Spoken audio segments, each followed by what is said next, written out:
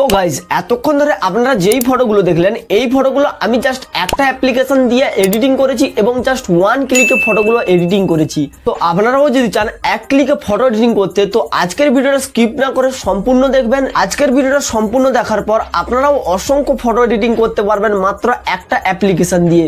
So আর বেশি দেরি করবো না, সরাসরি চলে যাবো মোবাইল স্ক্রিনে চলে আসার পর আপনাদেরকে প্লে স্টোরে চলে আসতে হবে। প্লে স্টোরে আসার পর এখানে আপনারা সার্চ বারে সার্চ করে দেবেন ফটোল্যাব। এই ফটোল্যাব অ্যাপ্লিকেশনটা আপনাদেরকে ডাউনলোড করে নিতে হবে। আমি এখানে অ্যাপ্লিকেশনটা আগে দিয়ে ডাউনলোড করে রেখেছি, তো আমি এখানে অ্যাপ্লিকেশনটা ওপেন করে নিচ্ছি। অ্যাপ্লিকেশনটা ওপেন করে নেওয়ার পর আপনাদের সামনে এরকম একটা ইন্টারফেস শো করবে। আপনারা কি করবেন, এই যে এডিট ফটো লেখা রয়েছে এটাতে ক্লিক করে দেবেন। ক্লিক করে দেওয়ার পর এখান দিয়ে আপনারা একটা ফটো সিলেক্ট করে নেবেন। আমি এখানে একটা ফটো সিলেক্ট করে নিচ্ছি।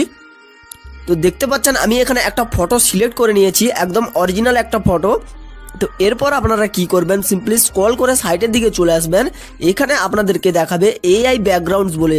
আপনারা কি করবেন, এই যে এআই ব্যাকগ্রাউন্ডটা রয়েছে এটাতে ক্লিক করে দেবেন। ক্লিক করে দেওয়ার সঙ্গে সঙ্গে আপনার যে অরিজিনাল ফটোটা ছিল তার ব্যাকগ্রাউন্ডটা রিমুভ হয়ে যাবে।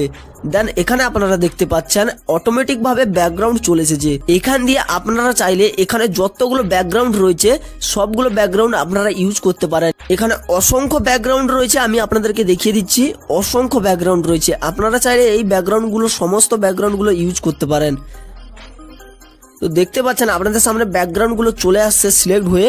এরকম ভাবে আপনারা আপনাদের ফটোগুলো এডিটিং করে নিতে পারবেন জাস্ট ওয়ান ক্লিকে।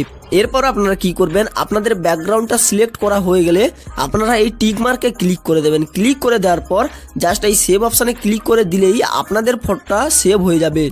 সো বন্ধুরা, ভিডিওটা যদি ভালো লেগে থাকে তো ভিডিওটাতে লাইক করে দেবেন এবং এই ধরনের ভিডিও পাওয়ার জন্য চ্যানেলটাকে সাবস্ক্রাইব করে রাখবেন।